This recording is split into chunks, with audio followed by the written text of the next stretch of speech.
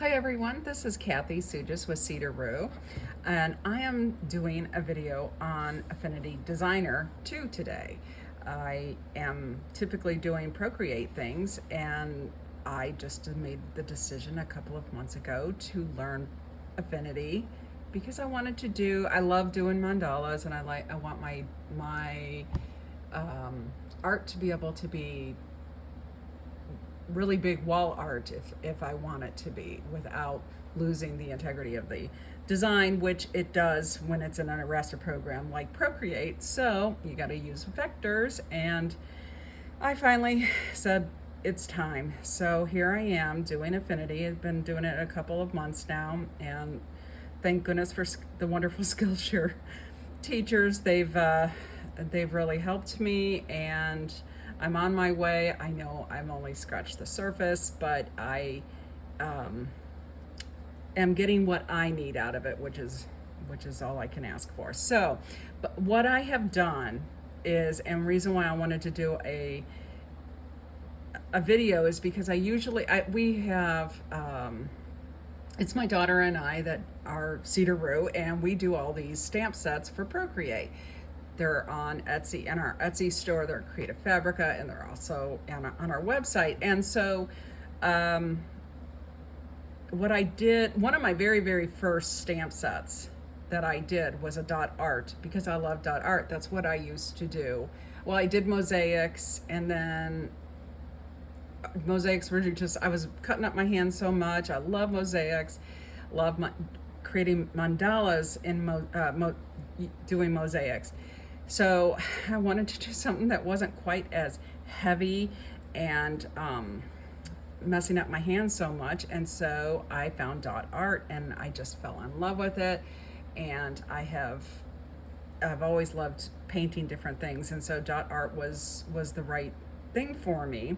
And then of course we had that wonderful thing called a pandemic, and everything shuts down. Our stores that we have things in, were closed, and no festivals, and it was like, oh my gosh, what are we going to do? We need to be more online. So thus comes the iPad and doing things digitally, which isn't a problem. Even though I know based on some of my the comments in the Facebook groups that I used to belong to that were dot art artists, they really don't like people who do digital dot art, but I can't help it. I love dot art, and I think it's absolutely the coolest thing in the world. So I just still create it, and I create it still with paint and tools, and I create it on my iPad or desktop. So I think you're still an artist if you can do it digitally, and I think you're pretty darn, and to do it with paint and tools is true artistry. I'm not saying it isn't, because it is, but it also takes a lot of talent in order to do it on an iPad too. But because I do both, I understand. So one of the things and the reason why I decided to just go ahead and stop and do this video is because I probably am not,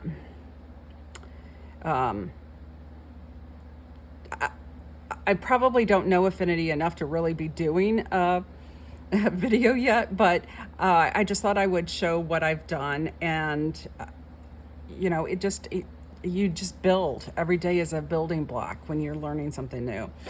But I did this for a spoon flower challenge with Pantone colors. You had to use a certain number of colors. You could only use a variety of colors. And so anyhow, so I did a mandala, and I had created this dot art mandala asset library, and I used that when I created this mandala. And I thought, I really ought to do a video on this, because what I did was I put this asset library with my new updated dot art stamp set for Procreate. So you get 21 stamp sets with dot art elements, and then also in that same stamp set is the asset library. And if you do Affinity, you will get this, and this is what you import into Affinity, and you can create using these. And let me show you what I mean by this and how cool Affinity can be. So, and the other cool thing is you do one stamp, you do one block, and you can also create a preview right there. So you see what it's going to look like. I don't have the background on, the background color. It's just transparent right now. But this is a really cool aspect of this. So when you're doing surface patterns, it's really nice to be able to see the whole picture as it comes together. So what you do is with these asset libraries, I have lots of different just elements. You have the grid, and I've already put the grid up here, but I always have a grid because in dot art you always want to draw a grid. I am quite the one that will just do a center dot and start going from there. I like to just, that's how I like to create, is just creating when I'm doing it with my paint and tools. I'm not as exact. And I'm not probably as exact even in my digital work either, because you also want it to not be as exact, because it's not, the world is not exact. So I try to remember that. But I did a couple of these elements that are good starters for the very middle, because that's where you start. You start in the middle for a mandala. So I'm going to show you, you just click on it, hit insert, and it comes in here. Now this is the one that I created just to kind of show you using these bright colors. I had create, when I did the mandala asset library, I used bright colors because it's on a black background, and you need to be able to see those colors. So I try to use the same colors and just create the elements, so then you can just bring it in, and then you come into your layers pattern. This is all the elements within this particular asset here. And you can just go through and change your colors now. It's so easy to change your colors. So all the dark blues are going to be this pink. So I just come in here and I can actually click on that one. Oh, wait, not that. That one, I got to go down here, and that one. I can select both of those at the same time. And technically, I think I can also select that one, because I think that's the dots also. And coming up here, and but the dots are not pink. That's right, the dots are dark purple. So I'm gonna go back in here and change that. It's just this one and this one. Sorry. Sorry. I got confused because it was, these are separate elements. So, but yeah, the dots are a purple. So you come in here and you change those. And I usually only use a fill on my dot arts. I don't use a stroke, because obviously this is the stroke, this is the fill. And sometimes the stroke will get selected, and you just got to go in and clear out that stroke, because you don't want a stroke. Sometimes it can really mess up the look of the dot. And so then we come back into our layers, and we take our blue, our lighter blue colors, which is the orange, come into our palette, and oh, see, it was on there and it went into the stroke. We want to make sure that stroke is not a stroke, and just do the fill. And then we come in here and select the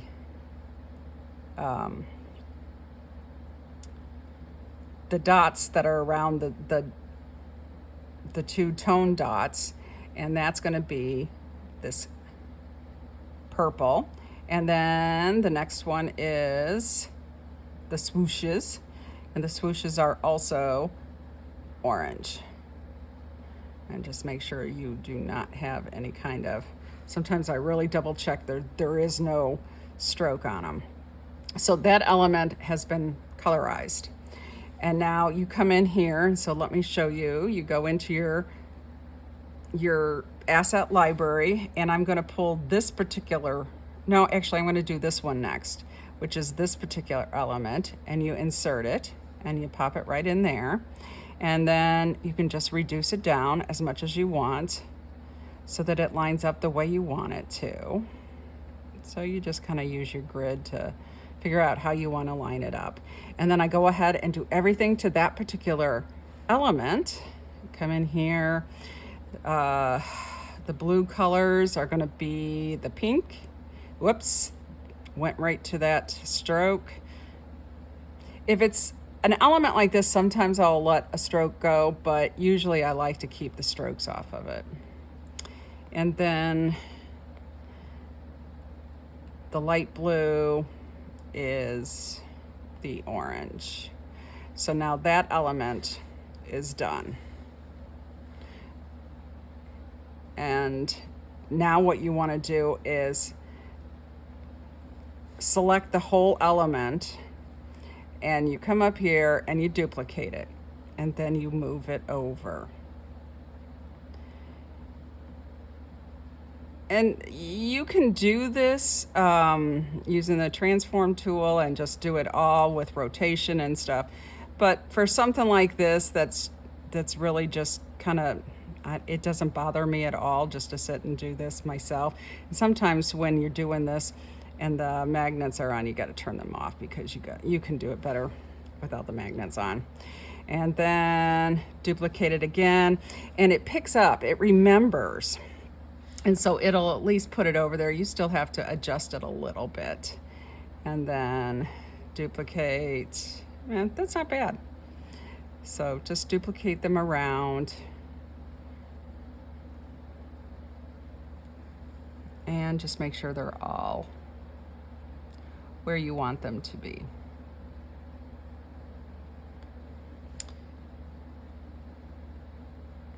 You know, I'm kind of the person that if I can make it harder, I'm going to, I swear. But, okay, so now in between those elements, I'm using this. And I actually have, in my asset library, I did one of these. So then all you have to do is place it where you want it. And so you can enlarge them. You could enlarge this any amount and you're not losing the integrity because they're vectors. I created all these dots as vectors. It's awesome. It's just really awesome. Okay. All my bills are being paid. Isn't that wonderful? Okay, sorry about that. Okay, so then you come in here. I guess I could make this a little bit bigger. Oh, I see. That's the reason why those were up a little bit. That's okay. I'm not going to go back in and redo it, but that's the reason why these elements are a little bit lower. But I'm just going to leave it the way it is. I wondered why it wasn't coming out the same way. Because everyone does stuff differently, and you can do 2 different mandalas right after another, and they're going to turn out differently, which is the coolest thing in the world. Okay, so, and then what I usually do when I do something is I group them.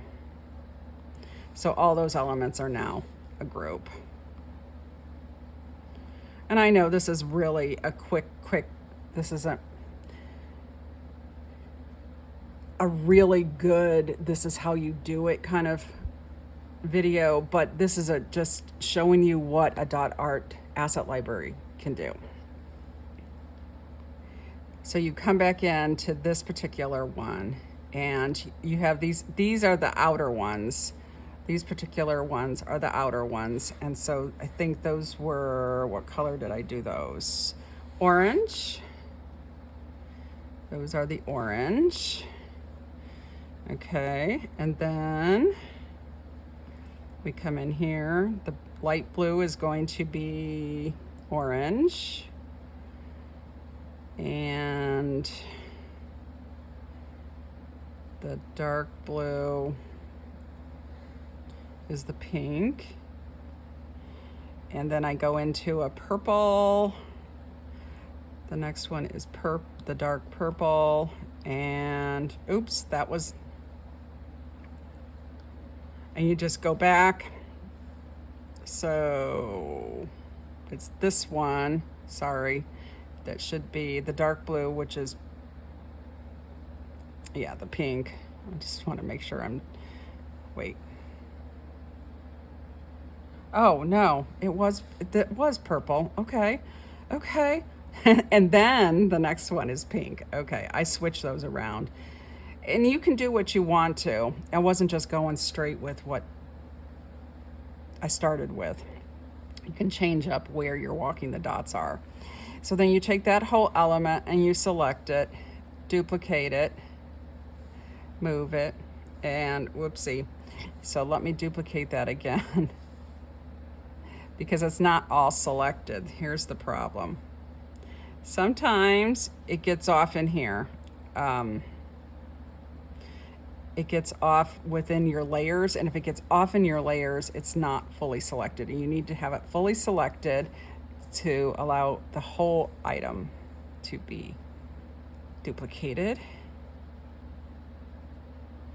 And then you bring it over here, and then we duplicate, duplicate, duplicate, duplicate, duplicate. Oh, and sometimes when you get off, when you do, you kind of mess something up. You don't hit it right. You have to just hit the duplicate again. So let me just get these in order, and I'll do the last duplication.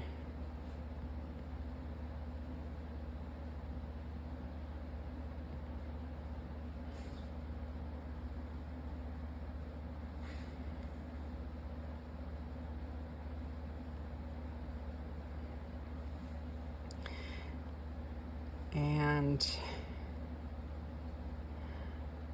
I just am as excited as anything about Affinity, and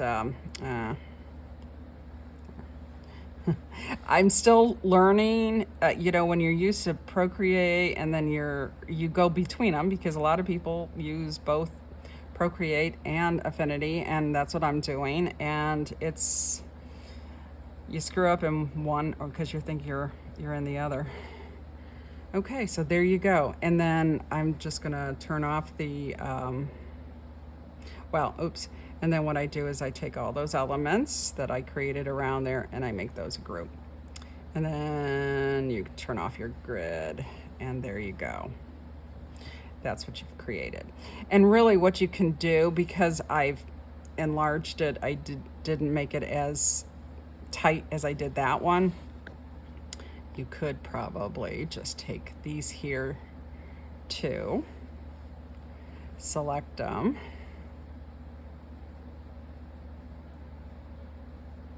and bring them in because they're vectors. You can manipulate so much better without issue. So there you go. That is Affinity using the asset library, the Art Mandala asset library. Thanks for watching. Bye.